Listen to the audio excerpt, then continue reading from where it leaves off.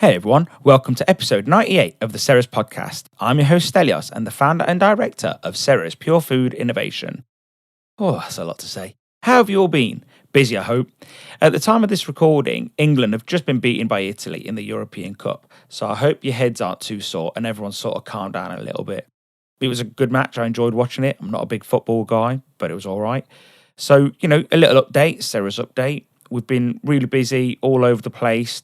I think at this point, some people think we're making excuses to make way for price increases, but we're really dealing with quite a few issues. A lot of headwinds, as they say. HGV driver shortages, big headache. Ingredient shortages, not a great headache, but it's happening. And increased orders, which is usually good, but in this instance, not so great. So as you can hear, there's lots of little fires that we're constantly putting out. So if you haven't heard from me, it's mostly because of that. And it's mostly that reason why we haven't put out lots of articles and podcasts. It's really hard to focus on being creative and interviewing people when it's hard to get stock to people who need it. So I'm happy to say that the last 6 weeks, which were really stressful, are now behind us and we can push ahead, I hope. We're also adding some new items to our online shop very soon. Did you know that if you join our mailing list, though, you can get a discount coupon once a month? It's worth being on the mailing list just for that, to be honest. You get an email once a month. We give you a little bit of the news and you get a coupon. You either like it or you don't. They're usually quite good. But for me, that's the whole point of a mailing list. We want to give you a little gift for following what we do. So, join the mailing list. It's on all our socials. You can join it on our website or you can just click on, the link on Instagram for argument's sake. So do that because it's really worthwhile. So on to the ad reads. We do an ad read now. We don't do it during the podcast. But it's just to give an opportunity for people that have, privately supported me. It's a chance for me to sort of give something back to them, but also it just helps support the podcast. So on to this ad read. Being the head honcho at the world of Ceres, I'm definitely biased. You all know that. I'm going to promote my products. But I do get really excited about the Ceres deep fry cleaner. The reason is that it was the first product that I developed that wasn't a food product. The benefits of regular boil outs are completely endless, innumerable. You can't count them. But the fact is that cleaner pans give you better oil life, better food quality, better range pan recovery, whichever you're using. But one of the biggest positives is the fact that you are checking your pan integrity a lot more often. With luck, you can find out if there are any problems, any cracks, any welds that are broken before they happen. Whilst you're there, you're cleaning out the probes, making sure they're working okay. It's just a no-brainer. There's so many positives. It's unbelievable. The only downtime, it's time. But guess what? You're cleaning anyway. You'd be crazy to think, I've got to use time, and time is your time. So it works on all frying ranges and all commercial fryers. Think of it like this, though, guys. If your frying vessel is dirty, then how can you fry clean tasting food? Going one step further, how can you add great, new, fresh oil to a dirty fryer? It's just not good. So can you afford, is the question, can you afford not to have a regular boil out routine? So go online, order your Ceres deep fry cleaner today at worldofceres.com. This episode of the Ceres podcast has been brought to you in conjunction with Bizimply. Are you fed up with managing the complexity of staff rotas, increased labour costs? Are you worried about not keeping up to date with HR? That's the one I worry about. Are you fed up? I think you are. Everyone is. I know firsthand how hard managing staff is. I remember how stressful it was doing the staff rotas, managing the HR. That one worried me a lot. In some way, managing the rotas was difficult, but HR has become such a headache. You need to take that seriously in this day and age. So, don't struggle anymore. Get in touch with Bizimply. Bizimply is the all-in-one operations, HR, rota, and workforce management software designed and run by hospitality experts that make every shift run like clockwork. Bizimply offers you a drag-and-drop solution. No more stressing about. This is a time station app that prevents time theft and buddy punching. I had to check that one out. I knew what it was, but I just didn't know it had a word. Buddy punching stops friends logging in on their behalf. The My Zimply app gives you live time and attendance, but also tells your colleagues their shifts and roles on a given day. Bizimply has so many key features, it's hard to say which is the best. I love the fact that it has payroll integration with many of the leading accountancy software companies, and it gives you a place to securely keep on top of hiring employees. What I also love about Bizimply is all the business insights. No more guessing and trying to get it right. It's hard enough as it is, but this just makes it so easy. So stop stressing and visit bizimply.com today to book a free demo. On to today's podcast. Ben Tish was an absolutely great podcast guest. I absolutely loved talking to him. Ben Tish is the culinary director of Norma restaurant on Charlotte Street, Fitzrovia, and the Stafford in London, in the heart of St. James. At the Stafford London, Ben oversees the food offering throughout the hotel, including the Game Bird restaurant, the American bar, the private dining. Norma has received critical acclaim from leading UK food critics, including Fay Maschler, Rayner, Giles Coren, Tom Parker Bowles, and Grace Dent. Wow, pretty amazing. Ben is also an accomplished award-winning food writer. He's published 5 cookbooks: Sicilia, the latest one, Moorish, Smoke BBQ, Salt Yard, The Food and Wine of Spain, and Glorious Game. I love both the most recent ones. I've read them all front to back. Absolutely great. His other ones are great too. I love to barbecue, so I've got that one on order, the Grill and Smoke BBQ. I've had a quick look online and I've just ordered it, but the ones I love the most at the moment is Moorish and Sicilia. They're just great, full of history, full of stories. I love all of that. You've got me hooked straight away because it makes the recipe that much more better in my view. So don't hang about. Order your copy of Sicilia today from your favourite bookstore. I hope you enjoy this episode with Ben Tish.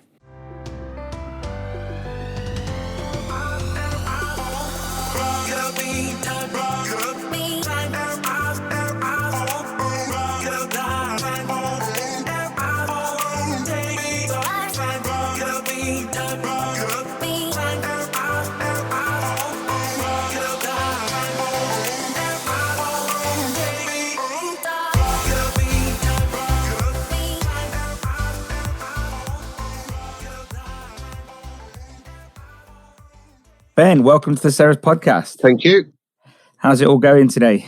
It's all right. Yeah, it's not bad. Not quite busy Monday, actually. Yeah, I don't know what we were expecting because it was kind of, obviously yesterday was quite a big thing, wasn't it? The football and the fallout from it and all the rest of it. I certainly saw when I was coming into work, I saw a bit of the aftermath of it. And there's a lot of people walking around like zombies and some people walking around still drinking beer and things like that. So, but yeah, we've been really busy for lunch, which is good. I think there might be people who have stayed over and having lunch and then going back to wherever they're going up north or whatever. So yeah, it's been good. Your voice sounds okay. You've not been screaming at the TV all night. No.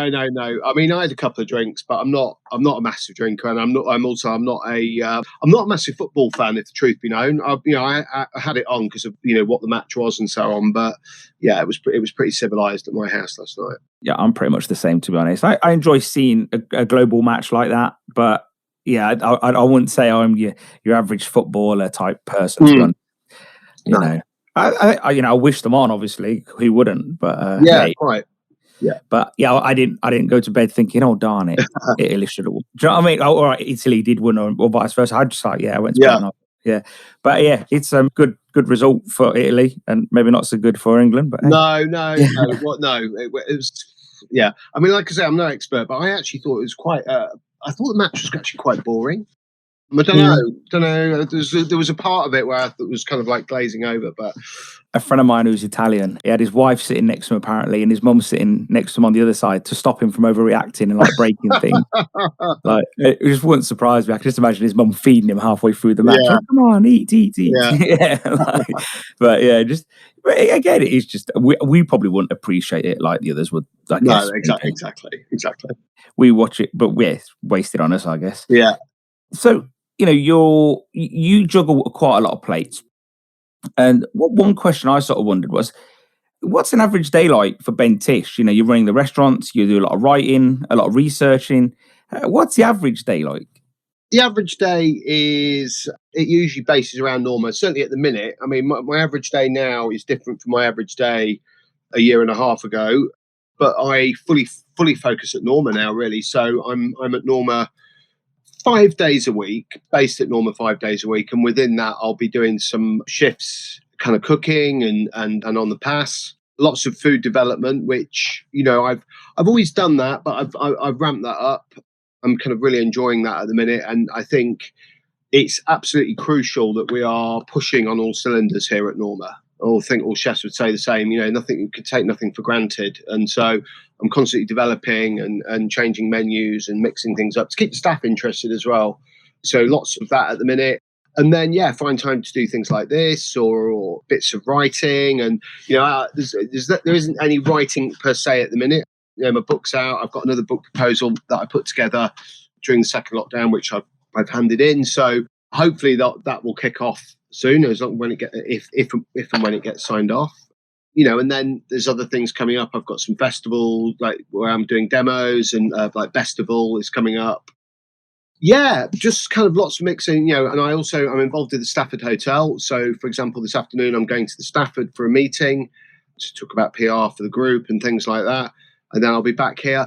But, I've got a good team here. So I'm generally, I'll do days usually. I might stay till about 7:00 tonight and go home. And it's not bad. It's not bad. When we first got back, it was really tough, but things have kind of settled down a bit now. So a bit more civilized. So are you sort of seeing, what's the footfall like? I know it's not post-COVID, but at this sort of level of COVID, what's it all like? Well, footfall, as in people walking by and so on. Yeah, I mean, it's got gradually better since we got back. I mean, when we first got back, there wasn't any walk-ins or people passing by. None of the offices were back. And that's kind of largely what Fitzrovia is about. Yeah. Yeah, so people that we had were destination bookings. But it's gradually getting there. Everything's kind of opening back up, and offices are definitely coming back. I'd say probably about 50-60% is back, and that I think they're saying by October pretty much all the offices will be back. Whether that's going to be full time, I don't know. I think there'll be an element of still working from home, but it's gradually going up. Our bookings are good. I was in London on Friday just for an appointment, and it was really weird. My appointment was in Shoreditch area. And I got off the train, Euston, and it felt really eerie. Like it was probably, I'd say, half as busy, which is really strange because Euston's really busy. So yeah, agreed. Yeah, no, it's odd. I mean, I guess I suppose I've kind of got used to it now. I live in central London. I'm there. I mean, I don't go on public transport anymore. I stopped that the first lockdown. I had an issue with it anyway, so it just gave me an excuse. So I cycle everywhere. But I kind of see it, and so I get to see the streets on a regular basis, twice daily, and see how it is gradually getting back, but it's still not anything like it was. Yeah. What was your sort of issue with public transport, out of interest? Oh, just I think I've been in London 25 years. I just had the feel of it, and the stress of it, and the people. Just the aggression on there, and it starts your day generally quite badly when you get on that tube. So getting on a bike and doing it, it does have some downsides, but it's quite a nice way to start the day. You get your exercise in, you're in charge of your own route, destiny, as it were. You don't look at your phone. It's just a nice kind of half an hour, 40 minutes into work, and I couldn't think of anything better, actually. I suppose you are killing a few birds with one stone there, aren't you, really? Yeah, exactly that. Yeah. So have you always sort of wanted to write, or did that come in gradually? I've always liked writing, actually, even at school. It was kind of one of my very few academic things I was all right at, but I like writing. And I guess looking back over the years, I've always tried to push that bit through with chefing. Even when I had a couple of years in Scotland, and that's kind of where I started. It was a local paper approached me to do like a weekly column based around food and all the rest of it. And so I thought, why not? Did it, and it got on really well with it. And then I came back to London, and this is when Salt Yard happened. And pretty soon after we'd opened, or pretty soon after we were rolling up, say pretty soon, a couple of years or 3 years, the opportunity came up. Publisher approached me directly. They were a fan of Salt Yard about doing a book. And I thought it was really exciting, as I think we maybe discussed before, but it was in the time where there wasn't that many restaurant cookbooks around. It was quite a new, exciting thing. So I jumped at the chance of that. It was very cool. And then it kind of just went from there, really. But I like it. I do all the writing myself, and I enjoy that bit of it. I've been for about 3 of your cookbooks over the last probably 4 days since we last spoke, and the photos are amazing. Like, the level of detail. I love that sort of thing. I think I appreciate it because I do use a camera every now and then, and Yeah. I'm not very good at it. So when Yeah. I see photos that are amazing, you do really appreciate that because I know how hard it is. Absolutely. Yeah.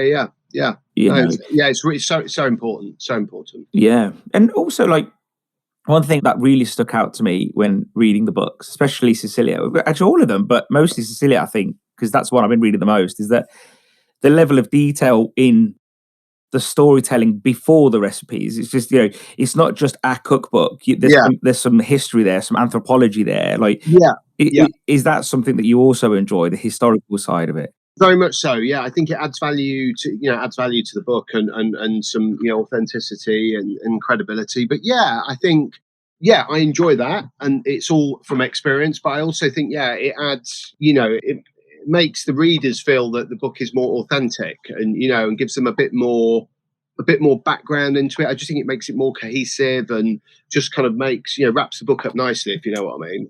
But yeah, very very important to me that. I think so too, to be honest. I think when you read it, because otherwise it's just a book with lots of recipes. And Yeah. this isn't, it's a lot more than that, in my view.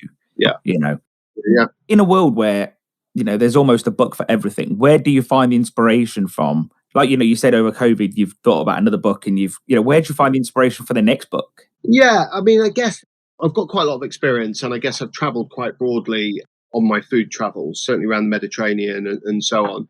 So I guess that's where it comes from. It's just basic experience, and I'm constantly researching, whether that's on the internet or whether it's reading. I'm definitely on a particular path with the Mediterranean, kind of southern Italian, southern Mediterranean Moorish thing, and that's quite a big subject. So I want that continuation because, again, I think if you're all over the shop, it doesn't appear to be authentic. So I guess if you was to write a book about Bangladeshi food and then in a year's time you wrote a book about Cypriot food, I think to some degree people are going to think, and especially if there wasn't any historical fact over it. Yeah, it would be a bit weird. Yeah. I think people might just see it as opportunism almost. Like, well, exactly that. I think the only person that could get away with something like that, or there were a few, is like Rick Stein, who would travel to different places and explore the food. I think there's some people that kind of get away with that. But yeah, I'm associated with Mediterranean food and southern Mediterranean, and that's it. It's really, there is a lot to cover there, though. Yeah, there is. It's a huge subject. Huge. Do you ever see yourself sort of delving into the Greek food side?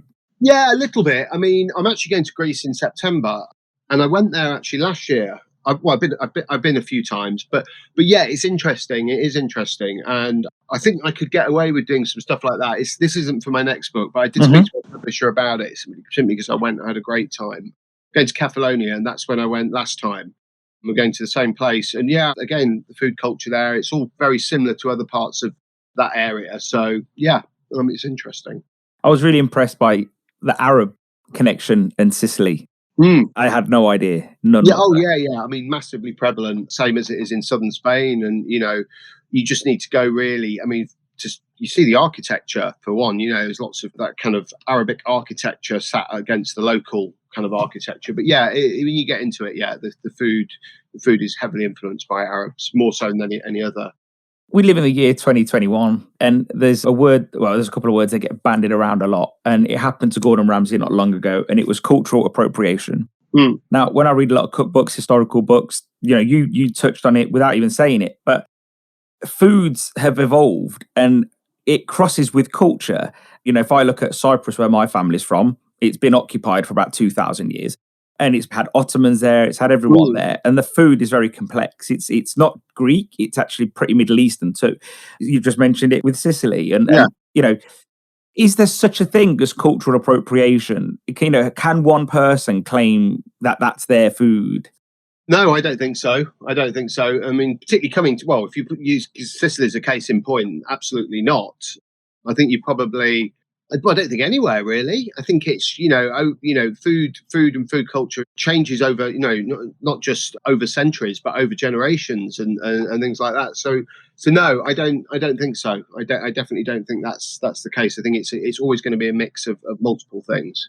Yeah, you see, and I think because again, I think a lot of people like to sort of shine light on the fact that I think it's usually this way. But let's say a white person is now cooking food, let's say the Cantonese person's culture, and that's a minority, and we shouldn't be doing that. But I don't know. I just don't see the issue personally. Like, Yeah, I don't see the issue, and I think it's, I was talking about being authentic at the beginning of the interview, and authentic can be, a different thing. People will say, "Well, your Sicilian food, it's not authentic." Yeah, okay, it's not in that respect. I haven't lived in Sicily. I've been many times. I'm not Sicilian. I haven't got any Sicilian blood in me. But then there's two bits to that. Is okay. So what is authentic Sicilian cuisine? What is authentic Sicilian cuisine? mm, It could be lots of, is it authentic because it's you eating it and it's being cooked in Sicily? Well, maybe, but it's a mix of so many nations over the years. So is it, you could argue that no, it's not authentic Sicilian. It's authentic, it's got Arabic influences in there. It's got Spanish influences in there. I'd argue that authentic means that somebody is cooking it, such as me, got experience of it, and they love cooking it. They love cooking it and they put their heart and soul into it. That's what I'd put as being authentic. I think there's a lot to be said about authenticity Mm. because I don't know if you'd agree, but I'd say probably Chinese food and Italian food is the most bastardized food that you can get to some degree. Like, some of the Italian food we eat over here, you wouldn't even see in Italy, No, and same with Chinese food. Yeah. you're dead right. But at the same time, I'd also argue that you can't translate. Often you can't, Sicilian food direct, you have a meal or something cooked in Sicily and you try and replicate that directly here. It doesn't translate. Mm. There's certain things that you just can't have to see. You bring back to the UK, cook it. It's not the same. You're not sat, overlooking a beautiful blue ocean and you've got all these kind of other sensory things going on. It's not going to replicate well. You need to translate it into a UK or a London vibe, really, to make it work. Yeah. And so that makes it authentic, if you know what I mean. No, exactly. You've got to make it what it is on your local level at the end of the day. Yeah. I think one thing that I always try and frame is that a lot of the authenticity doesn't actually come from, let's say, white chefs. It actually does come from, look at Chinese food. The majority of people that cook Chinese food are from China or Hong Kong. So they're the ones that mostly have the Chinese takeaways, but they've created what we'd probably call Anglo-Chinese food. Like, you're an American Chinese food if you're in America. So they've actually come over here and they're the ones that have, I would imagine if someone from China came over here and you took them to a Chinese takeaway, they'd be like, what is this food? Yeah. To some degree, they might recognize certain elements. Yeah. I agree 100%. So one thing again, reading Sicilia, like I sort of grew up going to Cyprus a lot. When I was younger, I hated it when I was younger, but I appreciate it now. They dragged me to the food markets. And like what you said in Sicilia, you could smell it. It was vibrant. The colours were bold. Do you think England has sort of got a bit sterile in some ways, that we don't really have those markets anymore? Yeah, I would say so. I think we certainly lost it a few years ago. I mean, and it was all, I guess, sterile supermarkets, this kind of thing. I think it's coming back. I think, or there are pockets where it's coming back, and how involved I am with food, I live in a different world, but I'll seek out markets and things like that. And I'm quite spoiled around where I live and in London. But I guess largely, I would say, yeah, you're right. It's become quite sterile, and we're not really necessarily in touch with the food and the raw ingredients. Do you think we're going to see more of that moving forward? Do you think? Yeah, I mean, I would hope so. I don't know. I mean, I don't know how COVID kind of fits into all this, because ultimately, markets are busy places where there's no distancing and there's lots of touchy and all that kind of thing. And it isn't very COVID friendly. I mean, whilst I do go to have a look at markets, I'd probably rather shop via Ocado, to be honest. Yeah. Do you know what I mean? Yeah, I get you. Yeah. I think it'd be a shame if we become that society to some degree, where I'm a big fan of, outdoor sunlight, fresh air. And I think there's a lot to be said about that. We've got 2 young kids, and it might sound messy, but I let them just get messy and do things. And And I think I read a report a while ago, and it said how asthma rates have gone up in the UK as general cleanliness has gone through the roof as well. And everyone's using Dettol and anti-bac. And you think, well, actually, are we making things worse by not too sterile and basically, so we're not, we can't handle it. That's very possible, isn't it?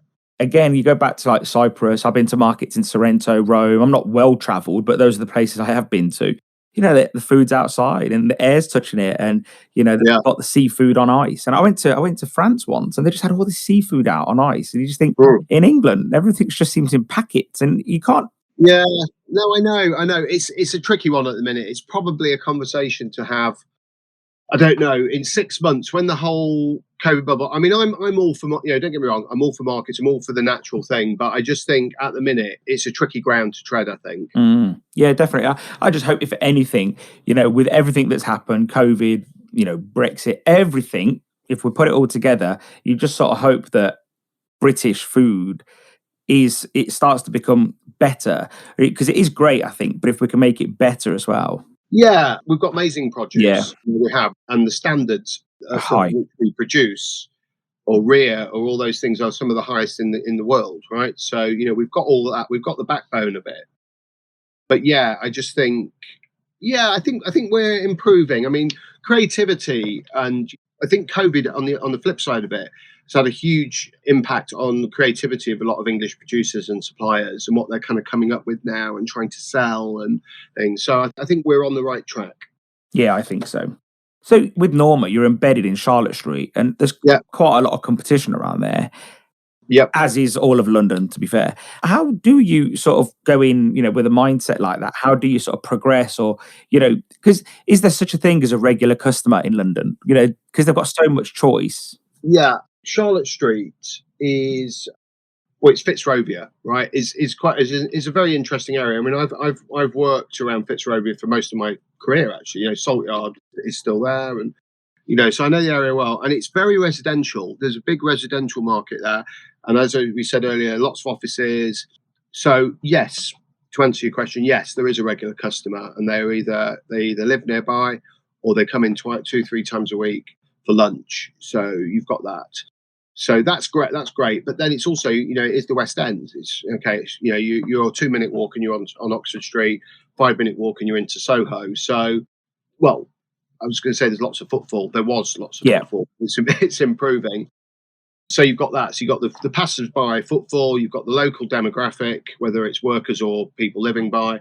And then because of the nature of the business I'm in and, the name, Norma, myself, and so on, it's a destination as well. So, people book because they want to come and eat at Norma because they've read something about it, or, I've done a bit of TV or whatever it is. So that's why. And, we wanted Fitzrovia because I say I know the area, I know the people, I know the vibe, what works. And it's nice. It's a lovely area, and it's not the prices that Soho is. So, that's why. That always helps. And with everything sort of, post-COVID, what do you think urgently needs to sort? Now, I say post-COVID, but we're still sort of in it, but it's not in the thick of it like it was a while ago. What do you think the risks are to the industry? I see a lot about no-shows, staffing, rent, all those things. Yeah. You've hit the key things. Staffing's the big thing at the minute. I mean, no shows. Yeah, we've experienced that personally. We've probably been fairly lucky with it. I've heard some horror stories. We had quite a lot of no shows last week with the football, but that was kind of expected. We only take deposits for larger tables, and that's our policy. If we get back to some normality, we offset the no shows with walk-ins. Like we did at the weekend with that kind of thing. So that is an issue. You can put deposits in place. That is the way around that. But yeah, the staffing is the big issue, and obviously the financials around that. People wanting to get paid more. How can you attract staff? There needs to be some big decisions not made by restaurateurs, and probably not even made by landlords directly. But there needs to be some big decisions made from the government about opening up the staffing channels. Or whether I don't know how it works, but there has to be a way around it. Okay, Brexit and all the rest of it, but there needs to be a way around it where we need an influx of 250,000 chefs.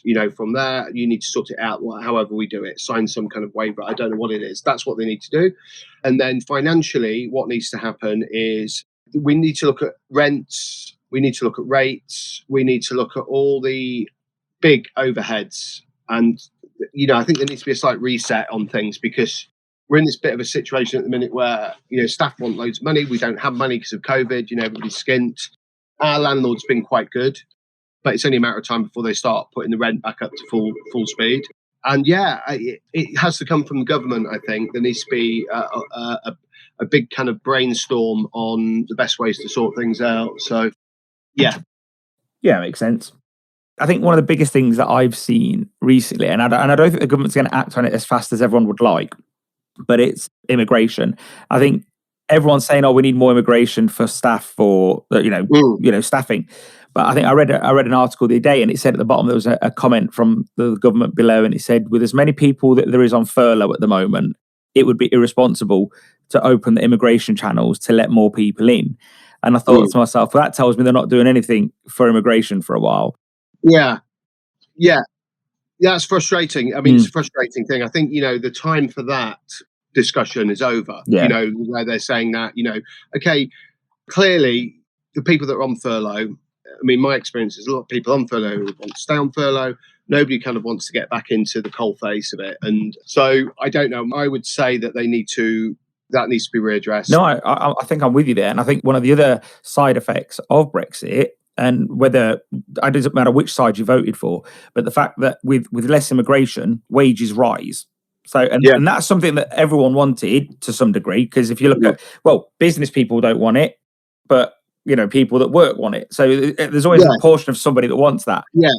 So if you get wages that go up, that doesn't help you guys. Really, it doesn't. No, you're right. It doesn't. And it's a tricky one because I do also, whilst I'm in charge of a business, but I'm also a chef, and so I do get it that, chefs have always been, chefs front of house. It's always been an underpaid job, really. It's been renowned for it, and long hours to kind of match that and all that kind of thing. So I think at the back of my head, or back of probably most chefs, there would have to be a reset of that somehow at some stage. And this is it. Yes, we can't afford to pay people more money, but I'd like to do that. And, and if it's going to affect the industry as a whole, which it is doing, that is the real issue. And, don't forget, hospitality is the third biggest industry in the UK, right? Well, it was. And so the government needs to recognise that and realise that the whole reset stops with them. And like I say, it can be, whether it's VAT or whether it's some kind of deal with the landlords, or I don't know what it is. All I know is how to cook a bit of food, right? But there needs to be a bigger picture decision on this, how to sort it out, because it's an issue. Yeah, I think VAT would be nice if it stays at 12.5. I know it's not 12.5 at the moment, but it will be going there next, And I think most people would say, what, 5%, we can understand the government's not going to want to stay at 5. Yeah, we get that. Yeah. But 12.5, I think most people could say, actually, that seems, I'm happy there. Like, but I guess most people would still aim for the 5% too. But I think 12.5, yeah. But I was chatting to a guy in Australia who works with top restaurants over there, and he was saying that staffing costs are about 40% of the total cost. And I was thinking, well, I reckon at some point England's going to be pushing that way if it carries on. Yeah, 100%. I mean, I think, again, that needs to be looked at, and, whether that's offset by the government or probably we'll have, business owners will have to suck that up. Yeah. And it's going to be less profit at the end of the day. So being in London, you've got some of the most expensive real estate in probably the world. Do you ever see someone saying, oh, you know what, we don't mind charging you less rent? Can you see a landlord actually stepping up and saying that? Well, no, not really. I mean, I don't know. I don't know. A lot of landlords probably not, but some of the more progressive landlords, possibly. Because ultimately for them, it's about their curation of a zone. If they've got a zone where half of it's closed and it's shuttered up, or whatever it is, the bigger picture of that is it's not going to work, right? So, landlords might need to kind of reset. It's about, rents that we want to be looking at now. And a lot of new rents are revenue based, right? So it's a percentage of turnover. So, if you're doing well, then the landlord does well. If you're not, then, if you close, then there's no rent, right? So there are new rent deals like that, but I don't know. I think some landlords might. Our landlord might. They're pretty good. There's a called Shaftesbury. I don't know what their plans are. Haven't had the discussion, but I believe they're quite visionary. So. Quite progressive. Yeah. You mentioned with no-shows, you don't have a booking fee unless it's for larger tables. Is that because you just thought, it's not worth the hassle, too much admin, or is it systems that you haven't got, or? I think the admin, is one thing. We've always just thought it's a bit impersonal. It's a bit, table of two. I don't know. It's a bit off-putting for some customers. It might have in itself might have a negative effect. I think for me as a consumer, I think we went out to a restaurant a few weeks ago and it was a nicer restaurant, so you didn't mind. But I did it online. So I already had my details online. It was a quick thing. And I actually think where I can see the benefit is where people are doing bookings online, because there's no friction. It's zero friction. And just as quick as it is to set up, Yeah. they can just not turn in. Whereas if I rang up, I think there's a higher chance if I rang up to make a reservation and spoke to someone there, chances are I would be coming in. And I think it goes back to that psychology, maybe, of figuring out what, Yeah, I mean, we do a call back on, double confirm. I suppose we're quite old school, actually, how we do that whole system. And we've been all right. That hasn't been our biggest problem, to be honest with you. Oh, that's all right. Yeah, it just hasn't. And we're not that expensive. And also, we're not, people can come, they're not locked into spending £100 a head or whatever it is. People can come in, they can spend 20 quid if they want. Yeah. So I think that's all kind of feeds into it as well. That makes sense. Yeah. Going back to staff 1 second. Obviously, one of the issues is low pay, or at least perceived low pay. And no doubt it could be low pay for everyone, for those people. But then also there's a lot of talk about, not great work conditions. We know work in the kitchen is hard anyway. It's not the easiest job in the world at the best of times.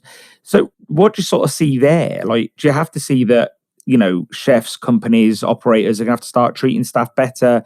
Yeah, I think so. I think, hours is obviously the big thing. And, when we're talking to people about potentially coming on board and new positions and so on, the forefront of it is, what are the hours? So, the kitchen environment, we're certainly very relaxed and, it's non-shouty and all that kind of thing.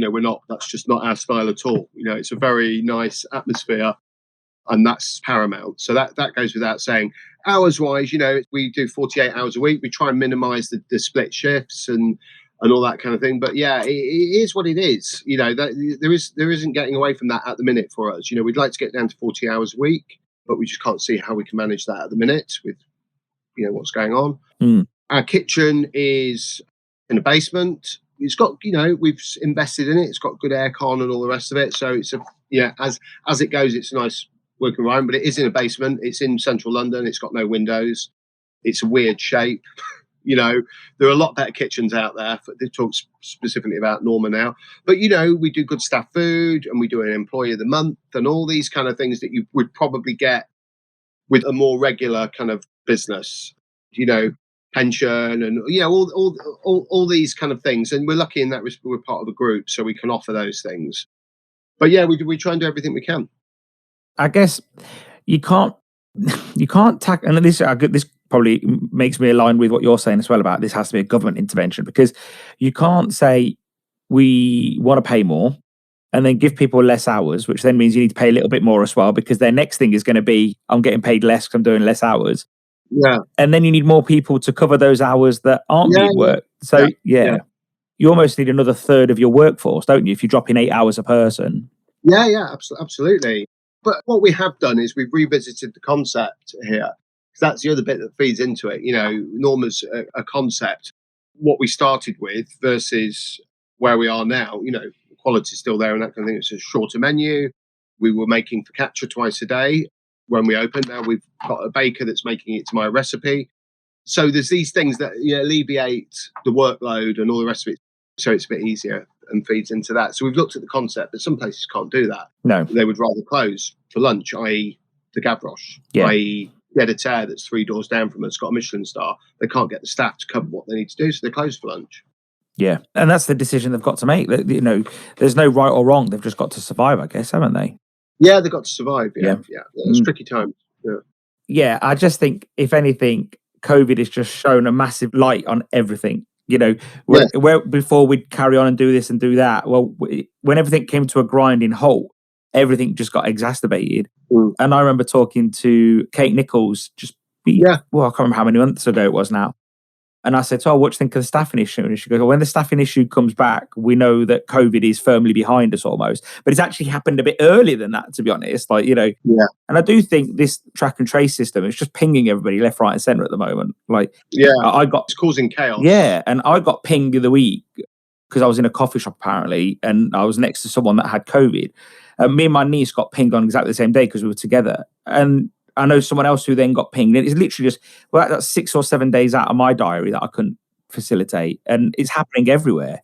Yeah, it's happening everywhere. And yeah, I mean that's a real headache. You know, we're starting to have that, particularly over at the hotel. So where you might get to a stage where if you've got several of you because you hang out, you might have to close the business for that Yeah. respect. So, A friend of mine, all of his staff, he's got a fish and chip restaurant, and a lot of his staff had a out of work party, and then they invited their friends. Well, once that happened, someone got COVID, they all got tracked and traced, had to shut down his restaurant for a week.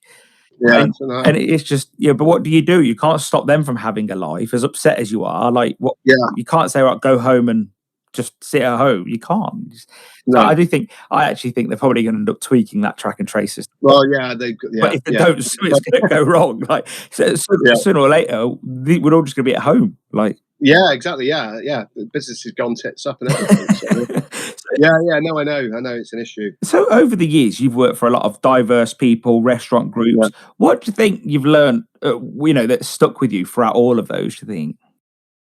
Yeah, I've worked with some diverse people. I think, stuck with me, I guess that hard work ethic and so on, because I could have gone the other way, I think, when I was younger.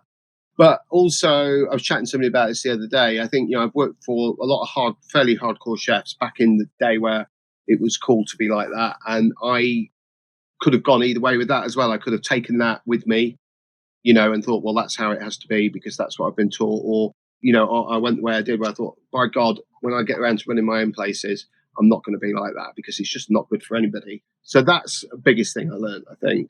Yeah. Do you think we're going to see the end of that sort of hardcore rock and roll chef?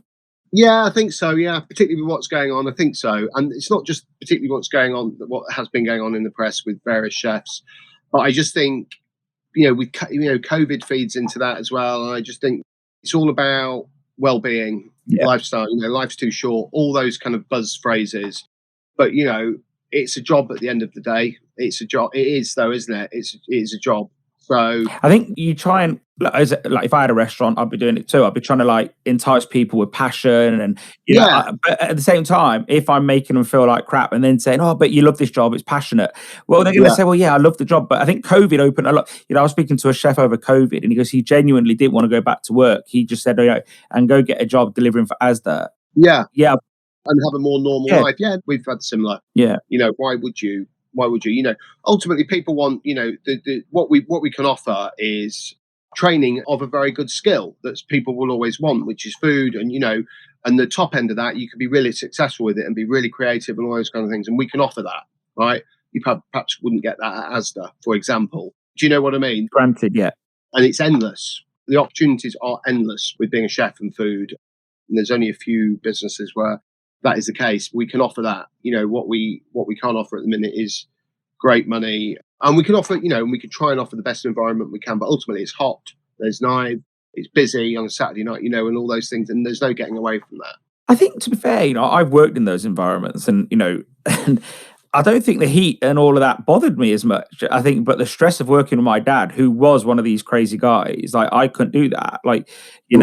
And I know you didn't work for your dad, but I think if you work for someone who was stressful and did make you feel anxious and stressed on top of all those other things, the hot kitchen, a little bit of dehydration because you're mid-shift, Yeah. No, absolutely. It's not great. Going home, you're not sleeping and all that kind of thing because you're anxious about it all. It's just not on. Yeah. I think I told you on the phone, a chap that I know has got a nice restaurant in the Midlands, and he just doesn't, I was watching him deal with the staff, and it was a really serene kitchen. And it's, it's pretty high end as well. And he goes, the standards are really high. He goes, but I don't shout at anybody. I don't pull them out. And he goes, because I just found that that's not my style, because I'm not slating anybody that does. He was He goes, but I just, if I can't explain it to them and talk to them, and they don't understand it when I'm like that, then they shouldn't be here. I don't want them working if they can't understand when I'm being calm. And I do think, but again, like you said, it is just such a stressful environment. And also,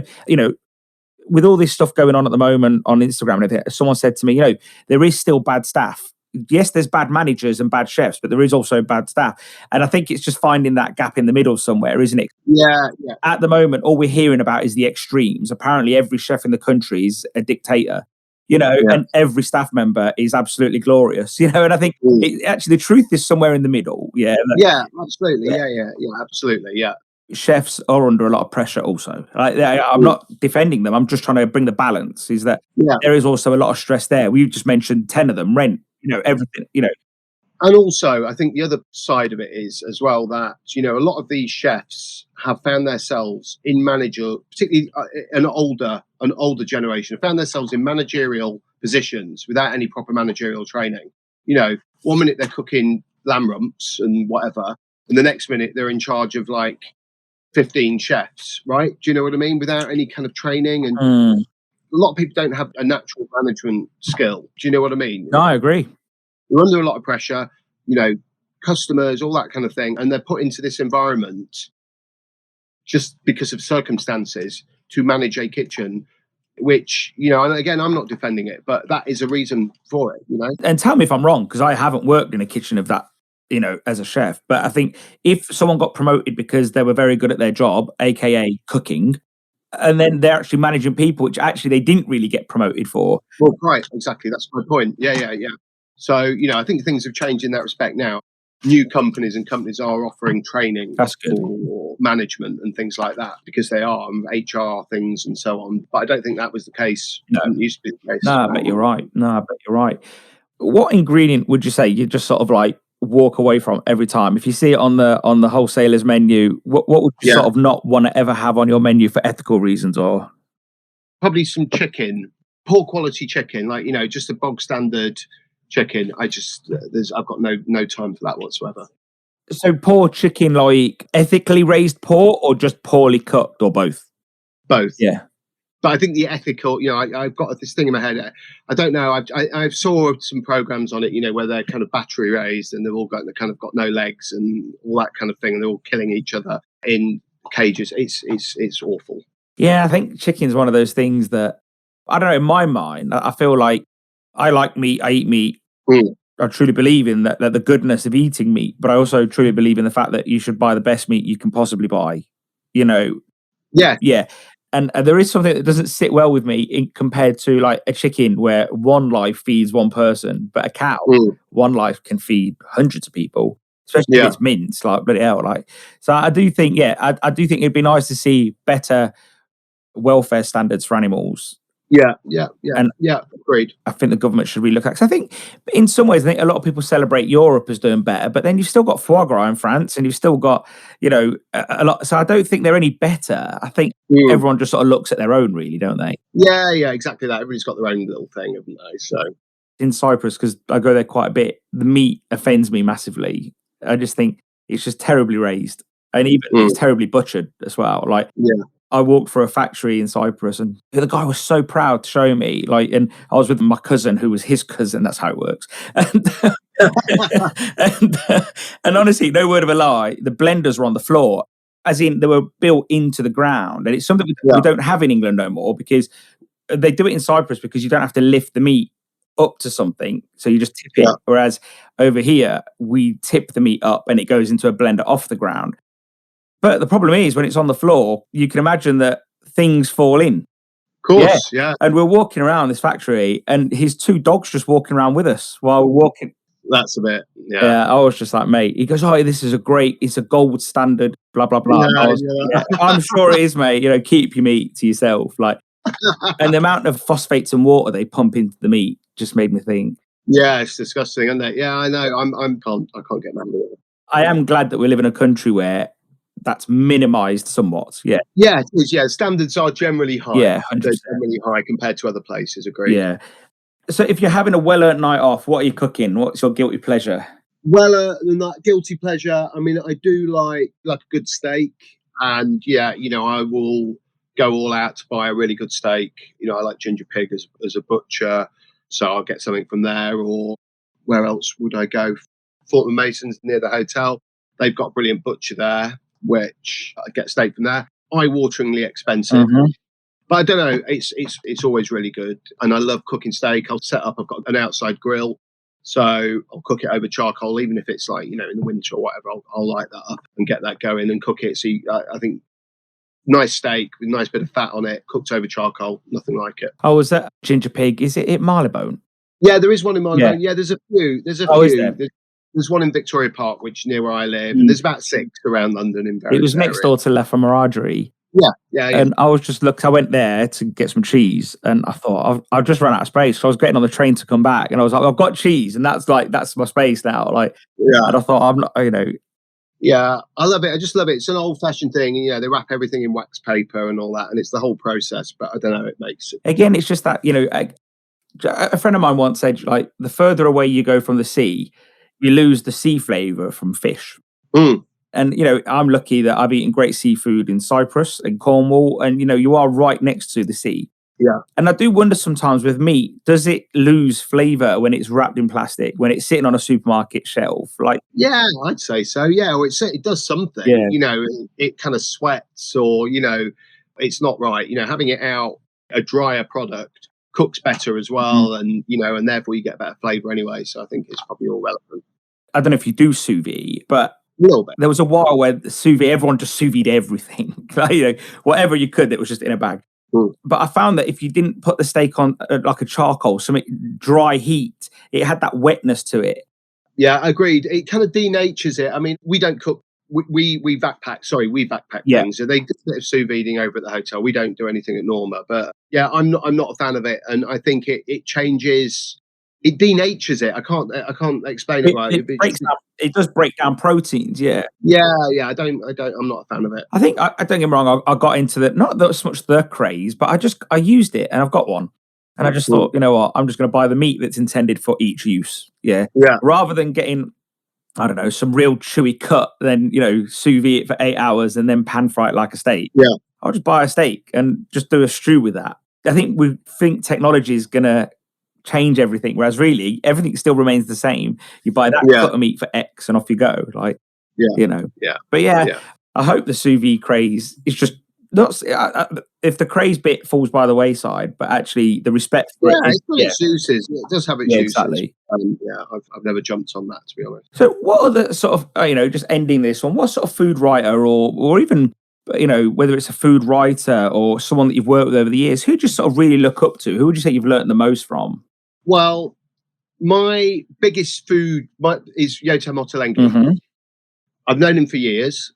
I wouldn't say we're best friends, but I've known him for many, many years, and he's helped me when I wrote my first cookbook. We had a contact. I can't remember how it came about, but I messaged him, and basically he met me, and he spent, and this is probably, I don't know, 12 years ago now, something like that. I went to his restaurant, and we sat and had a coffee, and he talked to me about cookbooks and gave me some advice on it. And I thought that was amazing. And since then, he's certainly with my cookbooks, he's always helped me. He's promoted me. Sicilia came out. He did an Instagram post for me. I gave him the book. I mean, he wouldn't do it if he didn't like it, but he did a great Instagram post for me about Sicilia. He was in Norma on Friday night. For me, he's a great guy. He's a lovely, lovely, genuine guy. And I respect him because not only is he a great restaurateur, he's got great restaurants and great, delis and cafes, and he's expanding, but he's an amazing food writer and cookbook author as well. And there aren't that many that go hand, either kind of one or the other, really, of his success. And he's achieved it. He's massively successful. He's got a column in the New York Times. He's got a column in the Guardian. He's got multiple best-selling cookbooks that are all brilliant. And, you look back at his old cookbooks and they're still kind of relevant. He's changed. He's been a game changer in the UK on food. Some people might say, well, it's middle class. But for me, he's the man. Yeah. I think one thing where I draw a similarity is, because I like his cookbooks too, is the storytelling. Again, he's and he's doing the same thing, and he's building connections. Yeah, he's brilliant. And what he's doing now is, he's, like I say, he doesn't need really any more success. But his last few cookbooks, or probably his last three, he's done in partnership with a chef that works for him. So Tara Wigley, or I can't remember now, but there have been a joint venture, Yotam Ottolenghi and them. And it's a joint thing to give these guys a platform and to keep things fresh as well, because, he's writing recipes all the time. He's going to hit a bit of a wall. So get somebody else into the mix, keep it fresh. You're not being... There's a lot to be said about the fact that he's actually lifting others behind him. Yeah. Well, there's that as well. So he's doing that. And it's, that's a great thing in itself. And, he'll build loyalty and all that kind of thing. But it does add to the creativeness. So yeah, massively. Yeah. I want to say, final note, your book, Sicilia, I did like it a lot. Thank you. Appreciate that. And it's definitely going to stay on the shelf because I go for a lot of cookbooks. Yeah, I don't even use them for cookbooks. I look at the photos and I look at the recipe, and I don't follow a recipe ever. I just like look at the piece of it, which probably annoys people that make recipes. But but I think like for me, like it's a nice cookbook to have. It's a great coffee book. Yeah. Oh, sorry, coffee table book. I think it's great, and I will be recommending. I think people will want to buy it anyway. Just listening to this, to be honest, like. Thank you.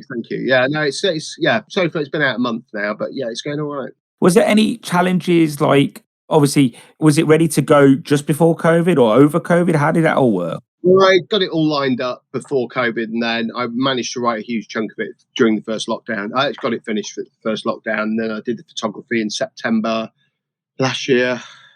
So kind of that in-between thing. No, it was all right. I mean, the plan was to go and do some stuff in Sicily and do some shooting in Sicily. That never happened, but we got around that. So yeah, no, but you can't tell. You can't. I think it still looks great on its own feet, to be honest, as it is. Yeah. Well, Ben, it's been great to have you on, mate. And I can't wait to meet you in the future. Indeed, good stuff. Thanks for having me on. Be good, man. Cheers. Bye. Bye. Thanks for listening to episode 98 of the Ceres podcast. This episode was with Ben Tish.